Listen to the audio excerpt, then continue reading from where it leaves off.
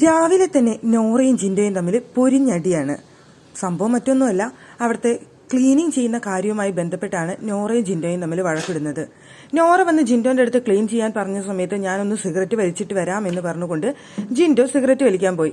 പക്ഷെ നോറ പുറകെ വന്ന് നിന്നുകൊണ്ട് വീണ്ടും ക്ലീൻ ചെയ്യുക, അവരെല്ലാവരും ചെയ്യുന്നു, നിങ്ങൾ മാത്രം സിഗരറ്റ് വലിക്കാൻ എന്ത് വന്ന് നിൽക്കുന്നു എന്നൊക്കെ പറഞ്ഞുകൊണ്ട് വഴക്കുണ്ടാക്കുന്നു എന്നാണ് ജിൻഡോ പറയുന്നത്.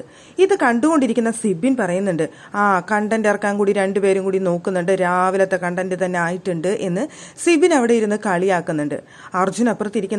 അർജുന്റെ അടുത്ത് വന്ന് നോറ പറയുന്നുണ്ട്, അവിടെ അടിച്ചു വരുന്നില്ല, ക്ലീൻ ചെയ്യാൻ വരുന്നില്ല എന്ന് പറയുന്നുണ്ട്. എന്നിട്ടാണ് വന്ന് നോറ വന്ന് ഇവിടെ പ്രശ്നം ഉണ്ടാക്കുന്നത്.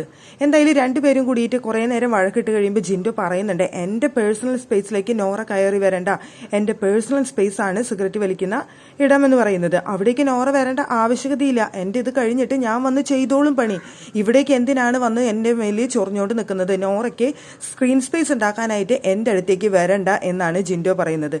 അത് കേട്ടപ്പോൾ നോറയ്ക്ക് ഒന്നും കൂടി ദേഷ്യം വന്നു. എനിക്ക് സ്ക്രീൻ സ്പേസ് ഉണ്ടാക്കാനായിട്ട് നിങ്ങളുടെ അടുത്തേക്ക് വരേണ്ട ആവശ്യകതയില്ല എന്ന് പറഞ്ഞുകൊണ്ടാണ് നോറ അവിടെ വഴക്കുണ്ടാക്കുന്നത്.